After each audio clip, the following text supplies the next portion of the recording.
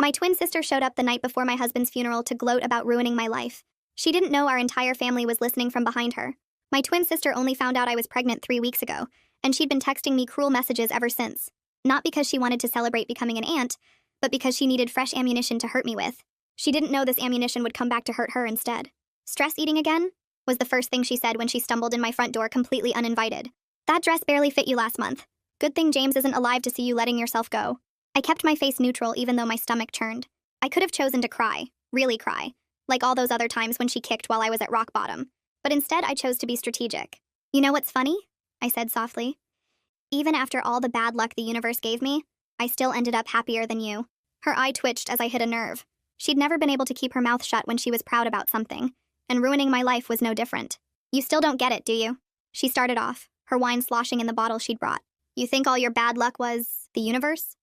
Poor, pathetic Katie with her terrible life?" She continued. "What are you talking about?" I made my own voice small, vulnerable, pretending to be shocked. In reality, this is the moment I'd been waiting 20 years for.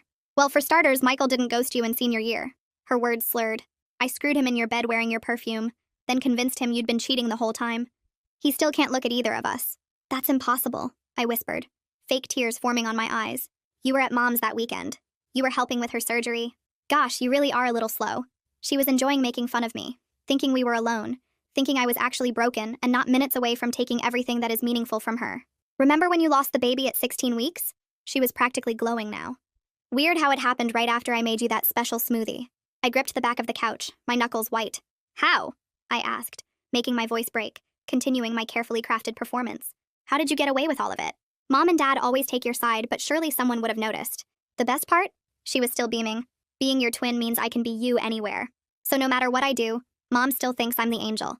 Remember when my son told Mom he saw you steal from her purse? I coached him for a week, gave him ice cream every time he practiced the lie. Even my idiot husband thinks I'm perfect."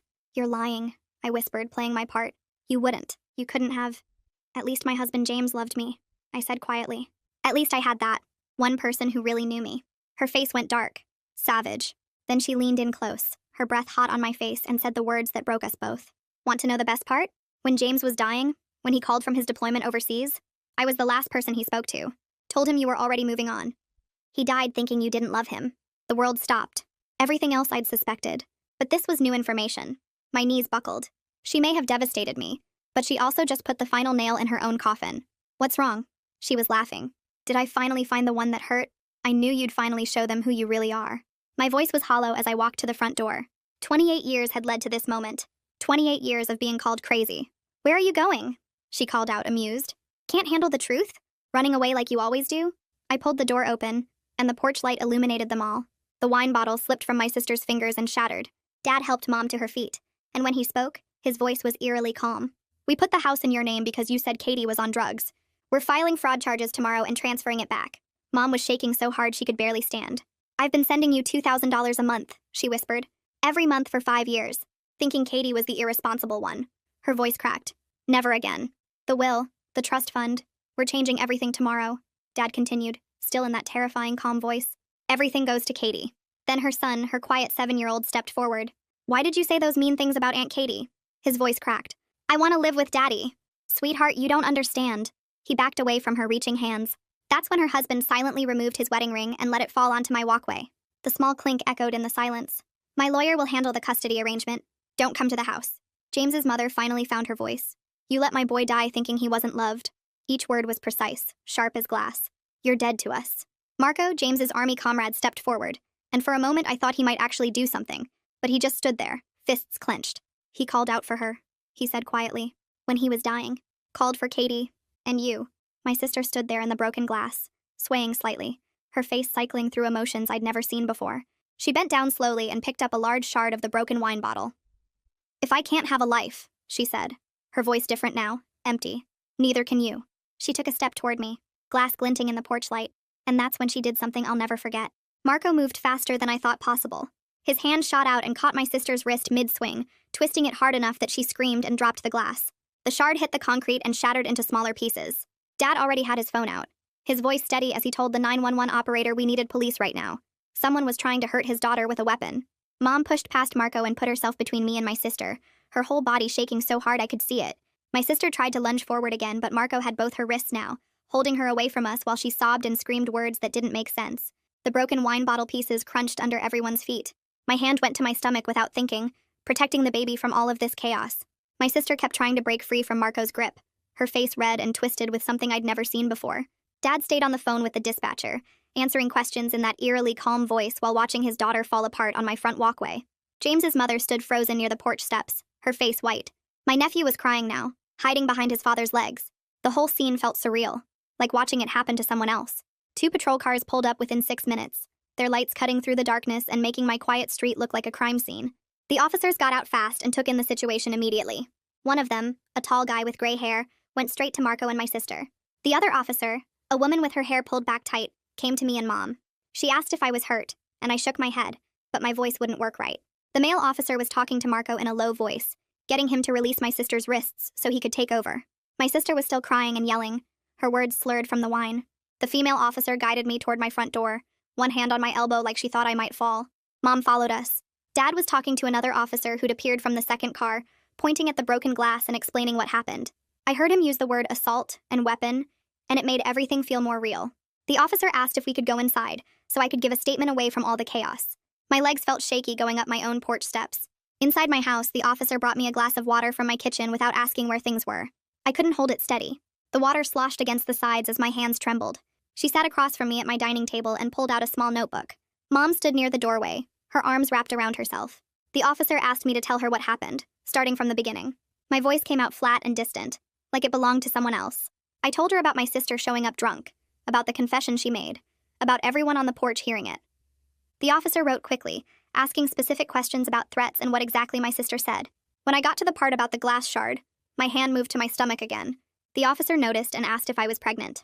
I nodded. She made a note of that, underlining something. Then she asked if I had any security cameras. The question hit me like electricity. My Ring doorbell. It had been recording everything. I pulled out my phone with shaking hands and opened the app. The officer moved her chair next to mine so she could see the screen. There it was, timestamp and everything. My sister's voice coming through crystal clear, confessing to poisoning my smoothie years ago, to sabotaging my relationships, to lying to James before he died. Every cruel word captured in perfect audio. The officer's whole demeanor changed. She asked if she could use my phone to call someone, and I handed it over. She stepped away and spoke in a low voice to whoever answered. I heard her say, recorded confession, and multiple potential charges, and need a detective out here now. She came back and explained that this footage was crucial evidence for building a case against my sister. She asked if I'd be willing to provide it officially, and I said yes immediately. Within an hour, a detective showed up at my door. He was older, maybe 50, with tired eyes and a calm way of moving that made me feel safer. He introduced himself as Detective Harold Ballard and asked permission to come in. He sat at my table and listened to the whole story again, taking his own notes. Then he asked to see the Ring footage. I pulled it up and watched him watch it, his face staying neutral even when my sister confessed to the worst things. He asked if he could download the footage to an official device for evidence. I agreed without hesitation. He pulled out some kind of tablet and walked me through the process of transferring the video file. He explained that this recording could support charges for assault with a deadly weapon, criminal threats, and possibly other offenses. He treated everything seriously, like a real crime instead of just a family fight. That meant more to me than I could explain. While Detective Ballard was still at my house, I heard sirens outside again. Through my front window, I saw an ambulance pulling up. The officers had called it for my sister. Mom made a choking sound and rushed outside. I followed slower, still feeling disconnected from my own body. My sister was sitting on the curb now, an officer standing nearby. She looked smaller somehow, hunched over with her hands cuffed in front of her. The paramedics were talking to her, checking her eyes with a light, asking questions she wasn't answering clearly. One of the officers came over to explain that due to my sister's intoxication level and the risk she posed to herself and others, they were taking her to the hospital for psychiatric evaluation. She'd be held for at least 72 hours for assessment. They were also initiating an emergency protective order that would prohibit any contact with me. The words washed over me like I was underwater. Mom was crying so hard she could barely stand. Dad had his arm around her, holding her up as they watched the paramedics load their other daughter into the ambulance. My sister looked at me once as they closed the doors. Her face was empty, like someone had turned off all the lights inside her. The ambulance pulled away with its lights still flashing, but no siren. After the ambulance left, James's mother approached me carefully. Her face still looked frozen in shock. She asked quietly if she could come inside to talk. I nodded and led her back into my house. Marco followed a few steps behind, positioning himself near the doorway like a guard. We sat in my living room, the same room where I'd sat 1,000 times before, but everything felt different now. James's mother's hands twisted in her lap. Then she started apologizing. For every cold word she'd said to me after James died. For every accusation. For every moment, she'd blamed me instead of supporting me. For believing I'd moved on when he was dying. The words came out broken by tears. I started crying too, finally able to grieve with someone who loved James as much as I did. She told me about the phone call, how my sister had answered my phone and told James I was out with someone else, that I'd been seeing other people while he was deployed, how James had been confused and hurt, asking to talk to me directly, but my sister said I didn't want to talk to him, how that lie had poisoned his last hours. We cried together on my couch, Marco standing silent watch, until we were both empty. Around midnight, my brother-in-law took my nephew home. The little boy was exhausted and scared, his eyes red from crying. Before they left, my brother-in-law pulled me aside. He spoke quietly so his son wouldn't hear. He was filing for emergency custody in the morning.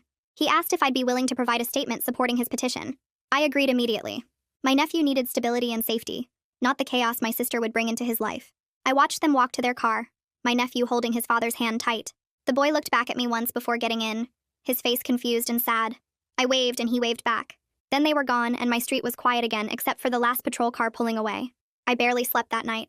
I lay in bed with one hand on my belly, feeling the baby move and kick. 28 years of betrayal kept playing through my mind like a movie I couldn't turn off. Every bad thing that had happened to me, every piece of terrible luck, all of it had been her. My phone buzzed at 6 in the morning. Ann Haynes, the therapist I'd seen after James died. She'd seen something on the local police scanner report and wanted to know if I was okay. I called her immediately, my voice cracking as I tried to explain. She listened without interrupting and then told me she had an opening that afternoon, that I should come in. I agreed. I needed help processing this before it broke me. Detective Ballard came back the next morning with another woman. She introduced herself as a victim advocate and explained she was there to help me understand my rights and options. They sat at my dining table again, the same spot where I'd given my statement hours earlier. Detective Ballard explained that the ring footage had captured everything from the moment I opened the door. My sister's confession to poisoning my smoothie years ago, her admission about sabotaging my relationships, her lie to James before he died, all of it recorded with timestamps and clear audio. He said they were considering charges for assault with a deadly weapon, criminal threats, and potentially more serious offenses related to the pregnancy loss she'd caused. The victim advocate walked me through what each charge meant, what the process would look like, how long things might take. She gave me pamphlets and phone numbers. Detective Ballard asked if I wanted to press charges officially. I looked at both of them and said yes without hesitation. My voice was steady this time. My parents arrived mid-morning looking like they'd aged a decade overnight. Dad's hands shook as he handed me a folder. Inside was documentation of the fraudulent property transfer, the house that should have been mine, but my sister had stolen by claiming I was on drugs. He'd already contacted their attorney about filing charges and reversing the deed. His voice stayed steady as he explained the legal process, but his hands kept shaking. Mom couldn't look at me directly. Her guilt filled the room like smoke, thick and choking. She tried to apologize, but the words came out broken. I told them I needed time, that I appreciated the documentation, but I couldn't process their apologies right now. Dad nodded and said they understood. They left the folder on my table and let themselves out. Through my front window, I watched them sit in their car for a long time before driving away. Neither of them looked at my sister's house across the street. That afternoon, I sat in the exam room at Dr. Woodward's office, the paper crinkling under me as I tried to stay still. She came in with her tablet and a calm expression that made me want to cry just from the kindness in it. She asked me to describe what happened, and I gave her the short version while she typed notes. Then she had me lie back for the ultrasound, and I watched the screen as she moved the wand across my belly. The baby was moving. Little flutters and kicks that showed up as motion on the grainy image. Dr. Woodward pointed to the heartbeat and said it looked strong and steady. She measured different parts and took screenshots, her face focused but not worried. Then she checked my blood pressure 3 times because the first reading was high. She wrote down the numbers and said it was raised but not dangerous, just something to watch. I showed her the scratches on my arm from when Marco grabbed my sister's wrist and the glass fell. They were shallow, barely breaking the skin. But Dr. Woodward photographed them anyway with her phone and printed the images for my records. She added them to a report she was writing that documented the stress event and my physical state. Before I left, she scheduled me for weekly appointments instead of monthly ones, saying we needed to monitor things closely given everything happening. I drove home feeling like at least the baby was okay, which was the only thing keeping me together. The next morning, I met with the attorney my parents hired, a man named Morrow who had an office downtown in a building with too much marble. He shook my hand and offered me coffee, which I accepted just to have something to hold.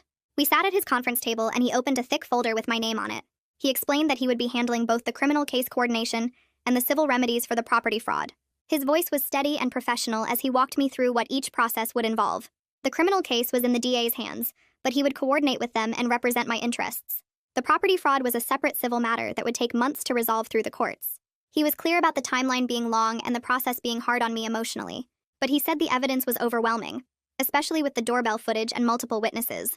I signed papers authorizing him to coordinate with Detective Ballard and represent me in all legal matters.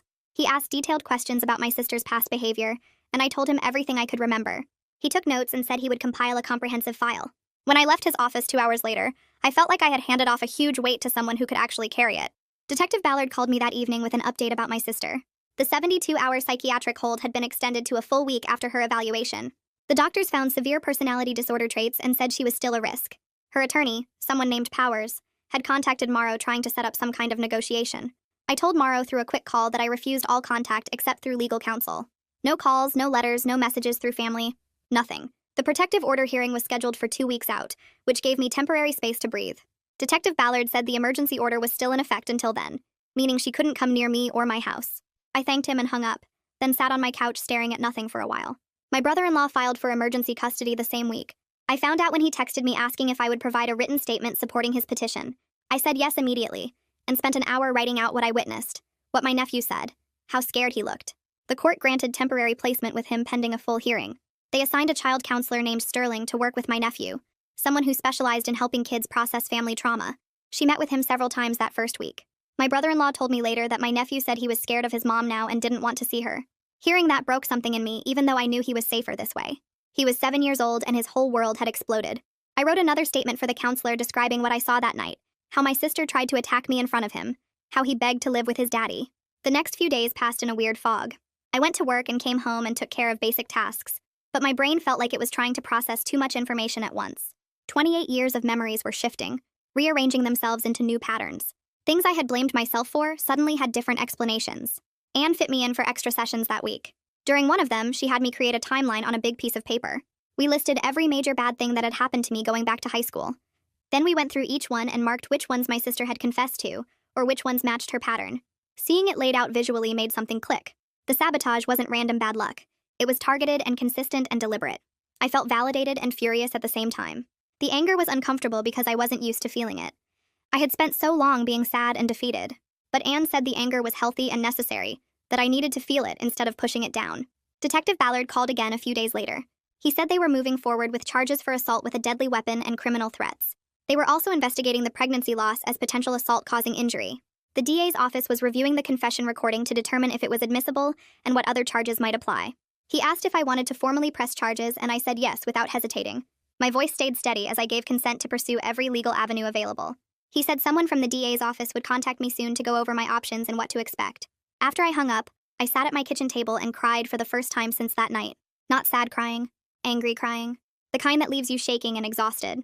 Marco texted me asking if he could visit. I said yes, and he came over the next afternoon carrying a cardboard box. He set it on my coffee table carefully and said James's mother wanted me to have it. Inside were James's personal things from his deployment. Letters he had written but never sent. Dozens of them in his handwriting. Photos from our wedding that he had kept with him. His dog tags on the chain he always wore. I picked up the letters with shaking hands, and Marco said I didn't have to read them now. But then he started telling me stories about James's final weeks. How he talked about me constantly. How he counted the days until he could come home. How he showed everyone our wedding photos and bragged about his wife. Marco's voice cracked when he said James called out for me when he was dying. Not for his mom or anyone else. For me. I held the dog tags and cried while Marco sat there quietly, letting me process it. The doorbell footage got formally entered into evidence that same week. A tech team verified its authenticity and created something called a chain of custody certification. Morrow called to explain that this recording was devastating evidence because my sister had confessed to specific crimes with multiple witnesses present who could back up what they heard. The DA was building a case that went beyond simple assault. They were looking at a pattern of long-term criminal behavior, identity theft, fraud, intentional harm. The recording captured all of it with timestamps and clear audio. Morrow said this was the kind of evidence that could support multiple charges and make a plea deal more likely because going to trial would be suicide for her defense. My parents met with their financial advisor to document everything they had sent my sister over 5 years. It added up to $120,000, money they thought was going to me to help me recover after James died. Dad was pursuing fraud charges for the property transfer and demanding full restitution. He called me after the meeting and said they had everything documented and ready to file. Then he put Mom on the phone.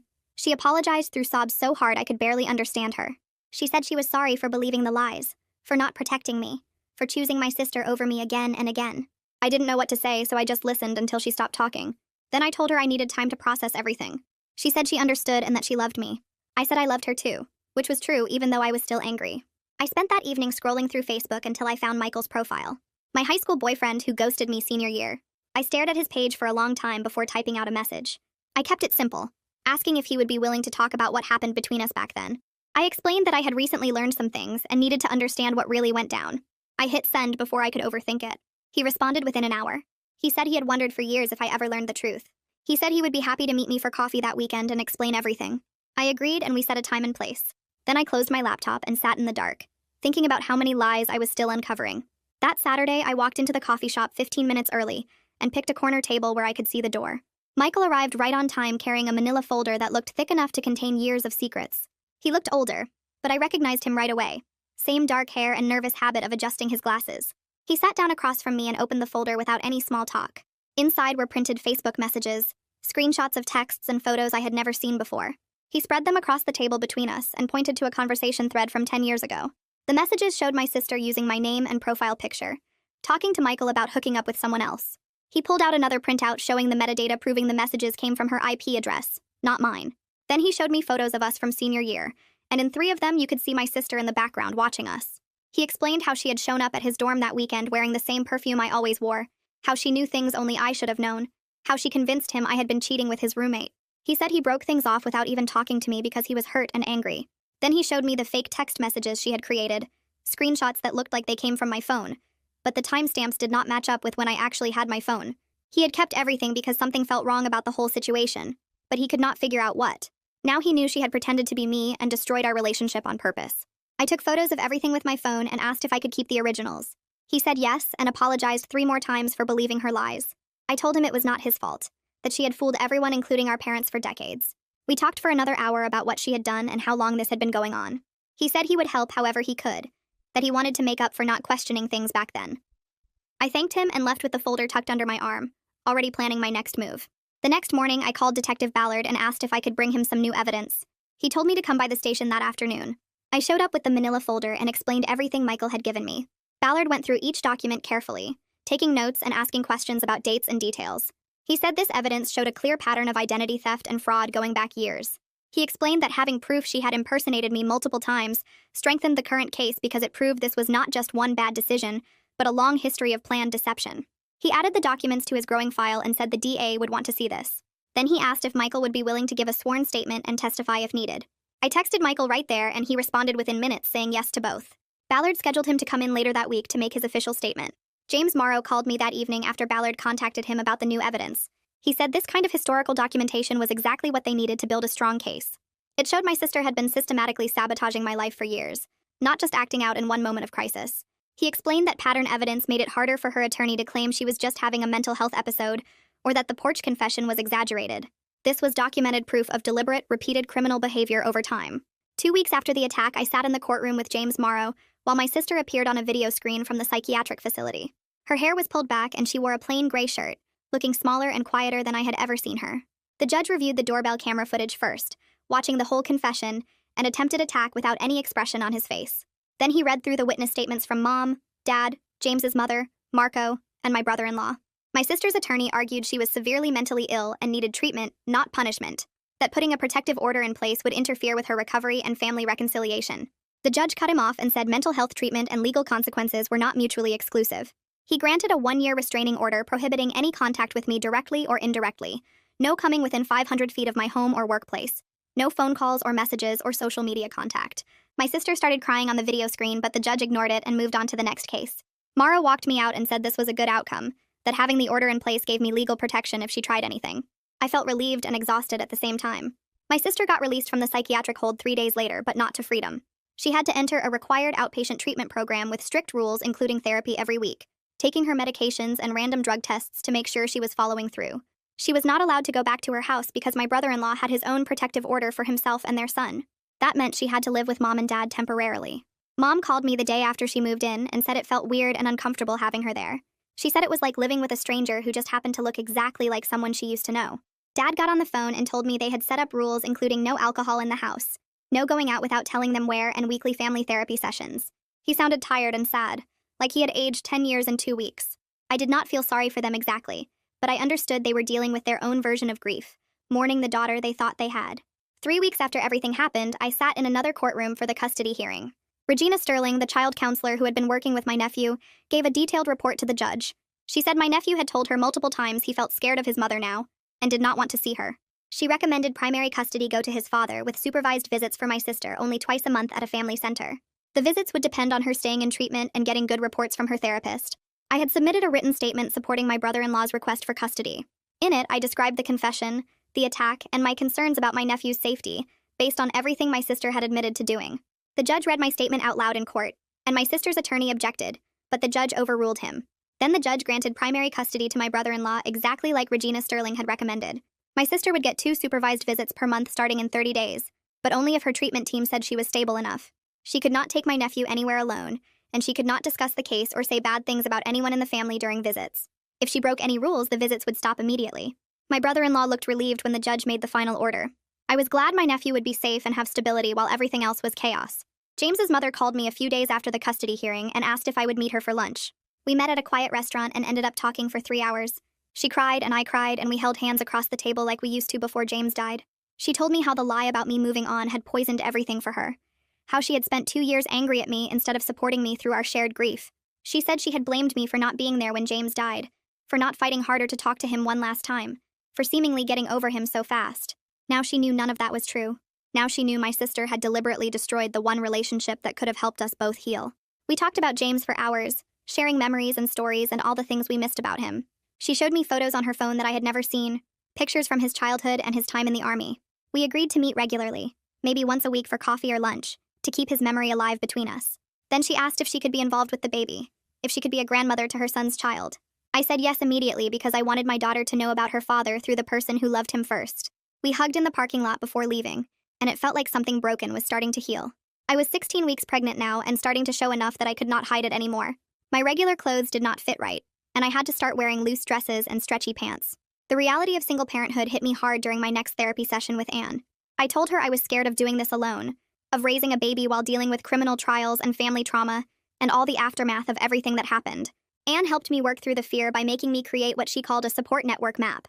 I had to write down everyone I could rely on for different kinds of help. I was surprised by how many names I wrote down.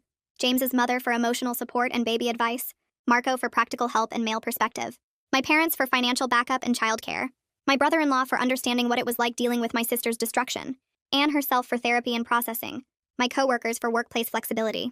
I stared at the list and realized I was not as alone as I felt. I had built a network of people who actually cared about me, people who had proven themselves when everything fell apart. Detective Ballard called me 2 days later with news I was not expecting. He said they were pursuing additional charges related to the pregnancy loss I had suffered years ago. Specifically, they were looking into whether my sister's special smoothie had contained substances meant to cause a miscarriage. He explained the statute of limitations had not run out yet, and the recorded confession gave them probable cause to investigate. They needed my medical records from that loss, all the documentation from the hospital and my doctor. I had to go dig through old files I had not looked at in years, reopening wounds I thought had finally scarred over. Reading through the emergency room notes and the ultrasound report where they could not find a heartbeat anymore made me cry for an hour. I scanned everything and emailed it to Ballard, then called Anne and made an emergency appointment because I could not handle processing this alone. She helped me understand that getting justice for that loss did not mean I had to relive all the pain, that I could acknowledge what happened without letting it consume me again. My parents' attorney filed a civil lawsuit against my sister the following week. The suit demanded return of the house that had been fraudulently transferred to her name and full restitution of the $120,000 they had sent her over 5 years. James Morrow explained the case was strong because she had obtained the property by making false statements about me being on drugs. He said the civil case would proceed separately from the criminal charges, and we would likely win a judgment even if she had no money or assets to actually pay it. The important thing was establishing legal liability and getting the property back in the right hands. He walked me through the timeline, explaining it would take months to get through discovery and depositions before we even got to trial. I told him I understood and that I was in this for the long term. I wanted every legal remedy available, every consequence she had coming. Not for revenge exactly, but for accountability. For proof that actions have consequences and you cannot just destroy people without facing justice. That evening, I pulled out old journals and emails going back 10 years. I went through everything systematically, looking for incidents I had always blamed on bad luck or my own failures. Now I understood they were deliberate sabotage and I wanted to find the evidence. I found an email from a job I did not get, saying they had received concerning information about me during the reference check. I found journal entries about friends who suddenly stopped talking to me for reasons I never understood. I found documentation of a car accident where the mechanic said my brake line looked like it had been deliberately cut, but I thought he was wrong. I found medical records from food poisoning that sent me to the emergency room the night before a big presentation. Pattern after pattern emerged as I went through years of documentation. Finding my sister's fingerprints all over my past felt like digging through a crime scene in my own life. Every incident I had internalized as my fault or bad luck was actually her working behind the scenes to destroy me. I took photos of everything and organized it chronologically in a folder on my computer. Then I called Detective Ballard and told him I had more evidence to add to his file. He said to bring it by the station the next day. I spent the rest of the night going through more boxes, finding more proof, building a complete picture of decades of identity theft, fraud, and intentional harm. By the time I finished, it was past midnight, and I had documented over 40 separate incidents where she had sabotaged my life. 40 times she had pretended to be me, lied about me, or directly harmed me while everyone thought I was just unlucky or incompetent. The evidence was overwhelming, and Detective Ballard was building a case that would show exactly who my sister really was. 3 weeks after I handed over all the evidence to Detective Ballard, the DA's office called me in for a meeting. They sat me down in a conference room with harsh fluorescent lighting and told me they were moving forward with charges against my sister for assault with a deadly weapon, criminal threats, identity theft, and fraud. The prosecutor explained they were still looking into the pregnancy loss from years ago, but proving she intended to cause harm with that smoothie was nearly impossible despite her confession on tape.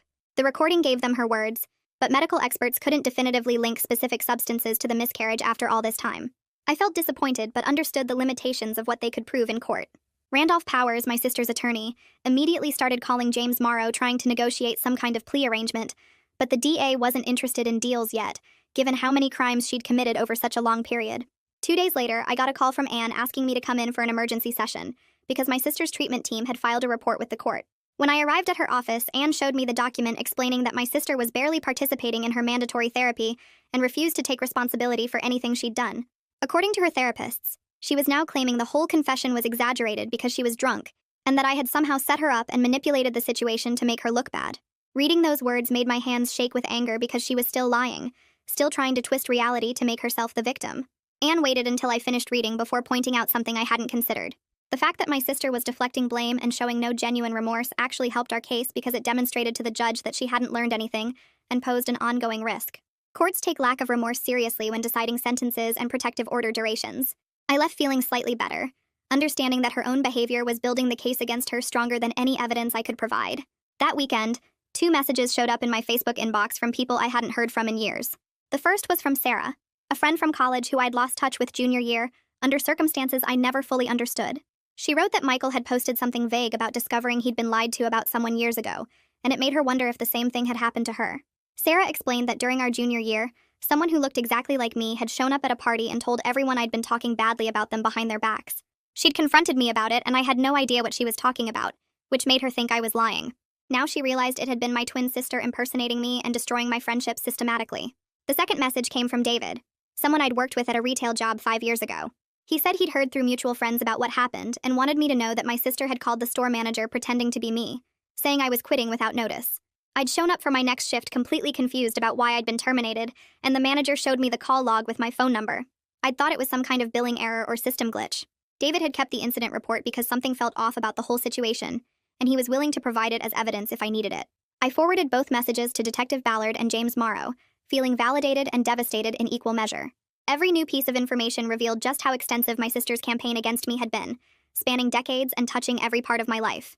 At my 20-week ultrasound appointment, Dr. Woodward moved the wand across my belly and told me I was having a girl. I started crying right there on the exam table, thinking about James and how much he would have loved having a daughter. When I called James's mother that evening to tell her, she cried too, happy tears mixed with grief for her son who would never meet his child. We talked for over an hour about baby names and nursery colors, and she asked if she could buy the crib as her gift. I agreed immediately, touched by how much she wanted to be involved and contribute to her granddaughter's life.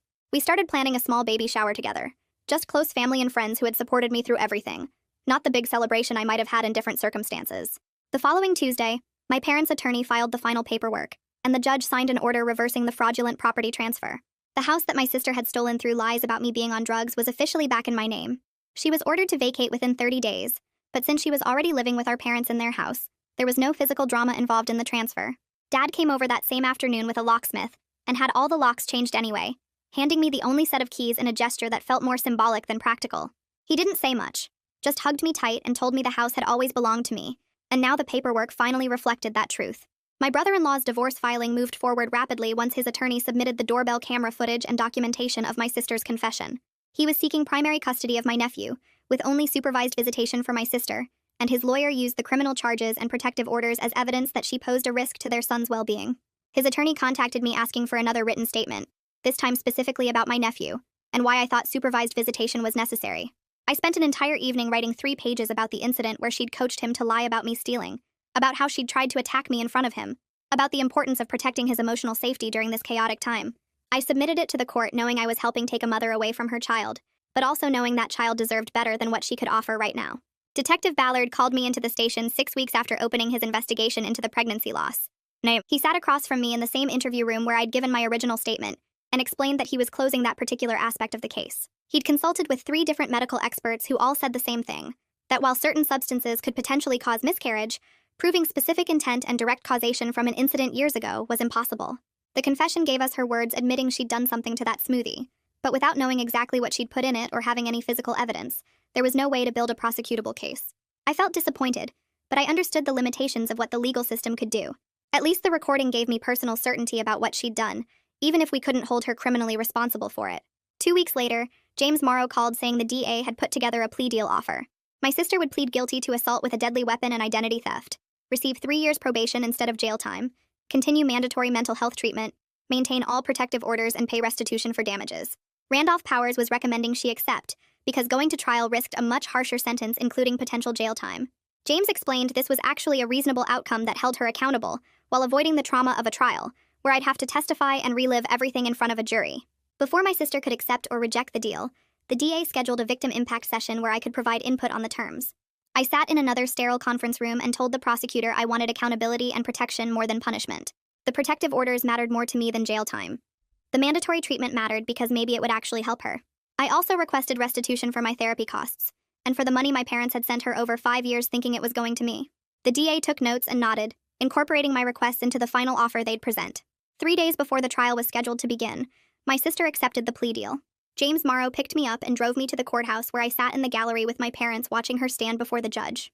She wore a conservative dress and kept her eyes down as she pleaded guilty to the reduced charges. The judge asked if she wanted to make a statement, and she read something brief from a piece of paper her attorney had prepared, apologizing for her actions and promising to do better. It felt hollow and scripted, words chosen to satisfy the court rather than express genuine remorse. The judge sentenced her according to the plea agreement, and then looked directly at her with a stern expression, warning that any violations of the protective orders or probation terms would result in immediate jail time. She nodded silently and was led away by her probation officer for processing, while I sat there feeling strange and empty, like I'd been holding my breath for months, and finally exhaled, but couldn't quite figure out how to breathe normally again. The restitution hearing happened 2 weeks later in a smaller courtroom with just me, James Morrow, my sister, and Randolph Powers present. The judge reviewed the financial documentation my parents provided showing $120,000 sent over 5 years, plus my therapy bills totaling $8,000. James Morrow explained to me beforehand that we were asking for $58,000 total with a payment plan structured over her 3-year probation period. My sister sat at the defendant's table looking down at her hands while the judge outlined the payment schedule, roughly $1,600 monthly. Powers tried arguing she had limited income and couldn't afford those payments, but the judge cut him off and said the judgment stood regardless of her ability to pay. James leaned over and whispered that collecting would be challenging since she worked part-time retail, but we could pursue wage garnishment and other collection methods if she defaulted. I nodded, knowing it was more about the principle than actually getting the money back. The judge banged his gavel and my sister signed the restitution agreement without looking at me once. Walking out of the courthouse, James told me to keep detailed records of any payments received and report immediately if she missed any. 3 days after that hearing, my brother-in-law texted asking if I could meet him for coffee to discuss the custody arrangement. We sat in a quiet corner booth while he showed me the finalized custody order on his phone. He had primary custody with my sister getting supervised visitation twice monthly at a family center downtown. Regina Sterling would continue working with my nephew and monitoring the visits to make sure they weren't harmful. My brother-in-law looked exhausted, dark circles under his eyes, and he told me his son had been asking about me lately. The kid wanted to know if he could meet the baby when she was born, which made my chest tight with emotion. I told him, of course, that I wanted to maintain connection for my nephew's sake. He thanked me quietly and said Regina reported the boy was adjusting well to the new normal, sleeping better, less anxious at the school. We agreed to set up regular visits once the baby arrived so my nephew could have some stability and positive family connection. That same week, I hit 24 weeks pregnant and started having cramping that scared me enough to call Dr. Woodward's emergency line at midnight. She told me to come in first thing in the morning for monitoring. The ultrasound showed the baby was fine, but my blood pressure was elevated and I was having some early contractions. Dr. Woodward put me on modified bed rest for 2 weeks. No work, limited activity, just rest and monitoring. I called James's mother from the parking lot and she immediately said she was coming to stay with me. She showed up that afternoon with 2 bags of groceries and her overnight bag, setting up in my guest room like it was the most natural thing in the world. Mom texted asking if she could help too, but I wasn't ready for that level of closeness yet. so I told her prepared meals would be appreciated. She started dropping off containers of soup and casseroles every few days, leaving them on the porch with little notes. James's mother cooked, did laundry, kept me company during those 2 weeks, and I realized how much my support network had grown. Anne's office called during my bed rest to reschedule my appointment, and when I explained why, she offered to do a phone session instead. We talked for an hour about the complicated grief of losing my sister even though she was still alive. The twin I thought I knew never really existed, and mourning that imaginary relationship while dealing with the real person's betrayal was uniquely painful. Anne said she wanted to introduce me to her colleague Temperance Haynes, who specialized in family estrangement and reconciliation. I started seeing both of them, Anne for trauma processing and Temperance for family dynamics. My first session with Temperance happened via video call while I was still on bed rest, and she asked detailed questions about my childhood and family patterns. She helped me see how my parents' enabling behavior had created the perfect environment for my sister's manipulation to thrive unchecked. 2 weeks later, when my bed rest ended and I got cleared to resume normal activity, my parents asked through James Morrow if we could do family therapy together. I discussed it extensively with both Anne and Temperance before agreeing cautiously. Our first session was awkward, everyone sitting stiff in Temperance's office, but she guided us through establishing ground rules and goals. The second session was when everything broke open. Dad started crying while admitting he ignored red flags because it was easier than confronting his golden child. He said he saw signs something was wrong with how my sister treated me, but he convinced himself it was normal sibling rivalry. Mom's guilt was so heavy it felt like another barrier between us. Her apologies constant but almost performative.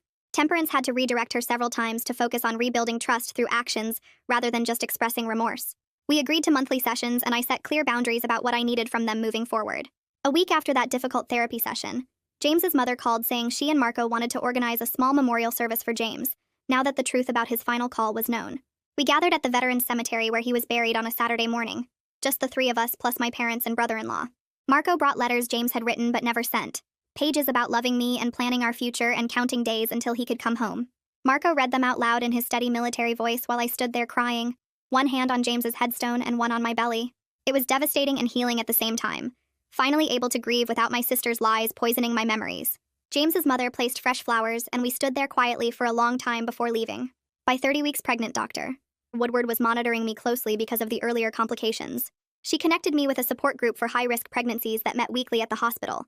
I walked into that first meeting nervous and found 8 other women in various stages of pregnancy, all dealing with difficult circumstances.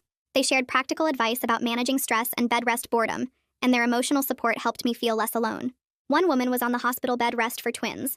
Another had a condition that required weekly monitoring, and hearing their stories put my situation in perspective. The baby shower James's mother planned happened at 32 weeks, small and perfect with just 15 people in her living room. My parents came and gave me a generous check toward baby expenses, their way of trying to make amends financially.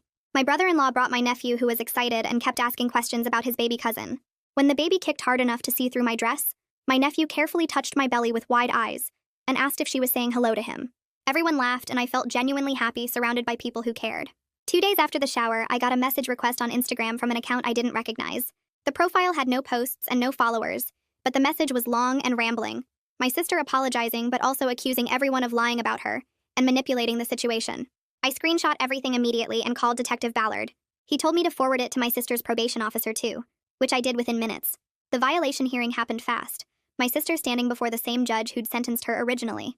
He extended her probation by 6 months and ordered electronic monitoring, a GPS ankle bracelet she'd have to wear constantly. Randolph Powers looked exhausted, trying to argue she'd just made a mistake, but the judge wasn't having it. At 34 weeks pregnant, I got a call from Regina Sterling saying my sister's supervised visitation had been suspended. Apparently, she spent the entire last session crying and trying to convince my nephew that everyone was lying about her, that I had set her up, that his dad was keeping them apart on purpose. Regina said it was harmful to his progress and recommended 90-day suspension until my sister demonstrated genuine stability. The family court judge agreed, and my brother-in-law texted me after saying his son seemed relieved not to have those visits hanging over him anymore. 2 weeks after the visitation suspension, my parents completed the legal process of changing their will and trust documents.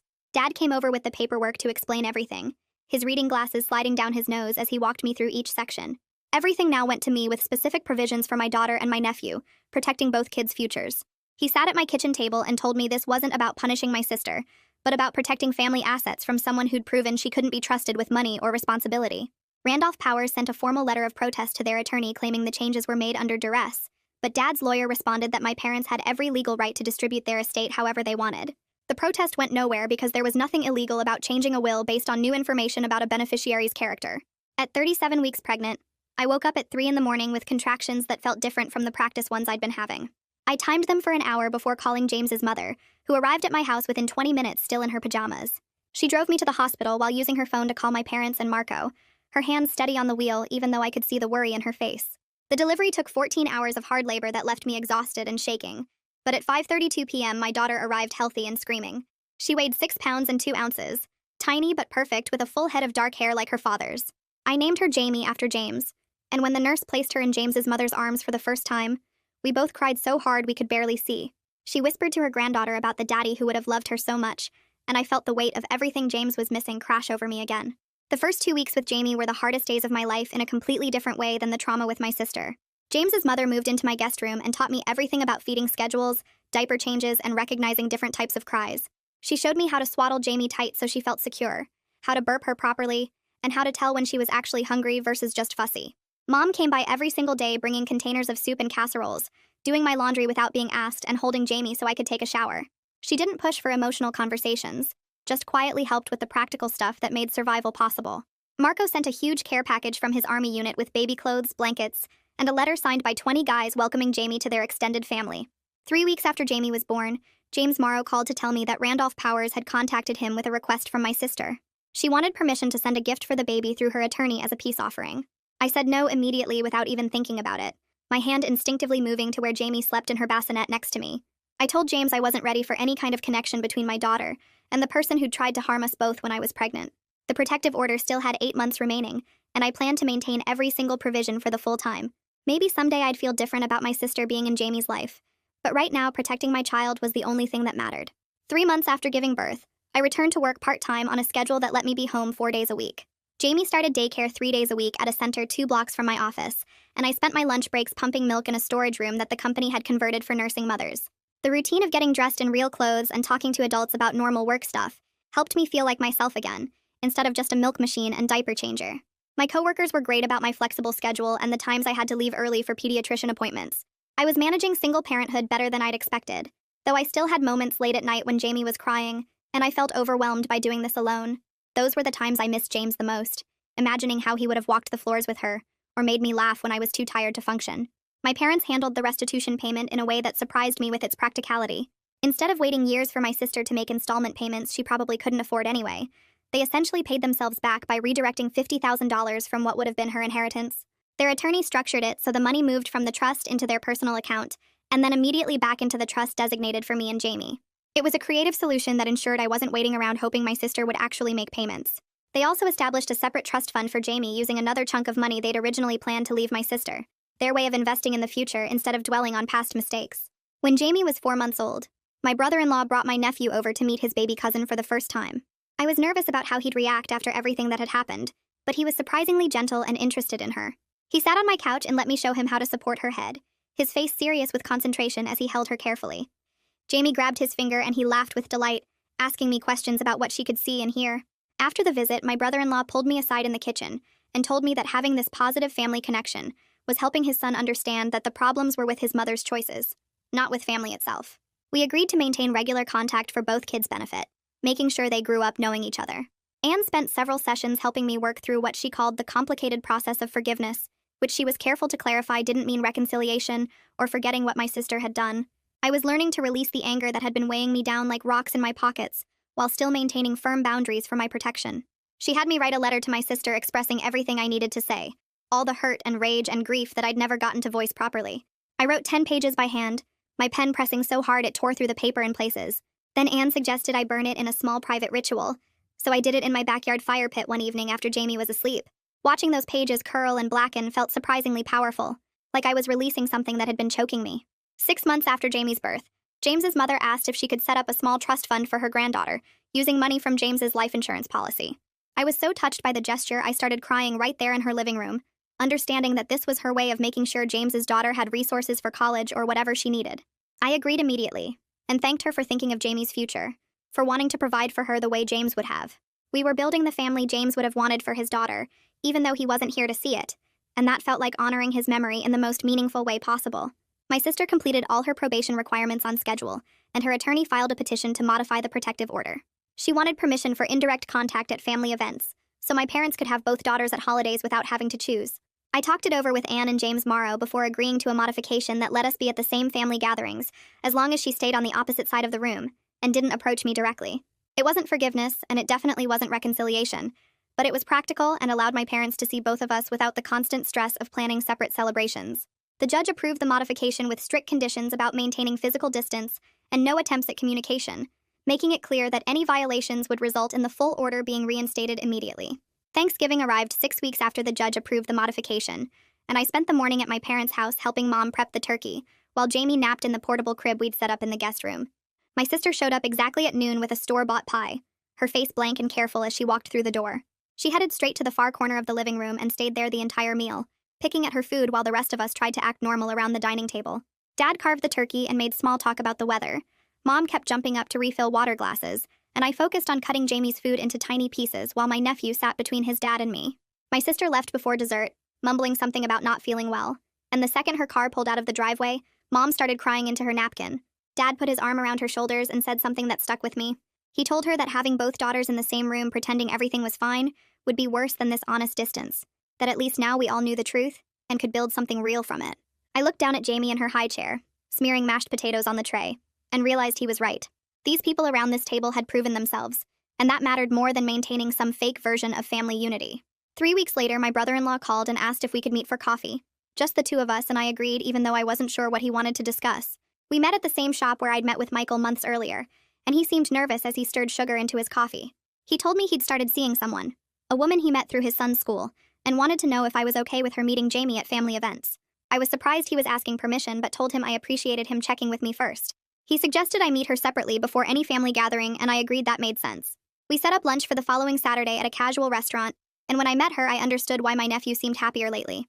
She was patient and kind, asking thoughtful questions about my family situation without being nosy or judgmental. She told me she knew the history was complicated, and she wasn't trying to replace anyone or push her way into established relationships. I liked her immediately, and told my brother-in-law afterward that I had no problem with her being around Jamie. My nephew deserved to see his dad happy, and she seemed like someone who would be good for both of them. The next month, I enrolled in evening classes at the community college, picking up where I'd left off after James died. I'd been 2 semesters away from finishing my degree in business administration, and it felt strange sitting in a classroom again after everything that had happened. James's mother offered to watch Jamie on Tuesday and Thursday nights, and I gratefully accepted because daycare was already expensive enough without adding evening care. The first few weeks were hard, trying to remember how to study and take notes while my brain was still processing trauma and grief. But slowly, I started remembering the parts of myself that had gotten lost. The girl who'd loved learning and had plans for her future before my sister systematically destroyed them. Anne was thrilled when I told her about the classes during our weekly session, calling it clear evidence of post-traumatic growth and resilience. I was starting to believe her, starting to think that maybe I could build something meaningful from all this wreckage. Then in January, my sister's therapist forwarded a letter asking if I'd be willing to participate in a mediated conversation as part of her treatment program. I read it 3 times, feeling my stomach twist before calling Anne to discuss it. Anne suggested I also talk to Temperance, her colleague who specialized in family reconciliation, so I met with both of them over the next week to think through whether this was something I could handle. Temperance explained that mediation could be valuable for both of us if we went in with clear boundaries and realistic expectations, that it wasn't about reconciliation, but about each of us getting to say what we needed to say in a safe space.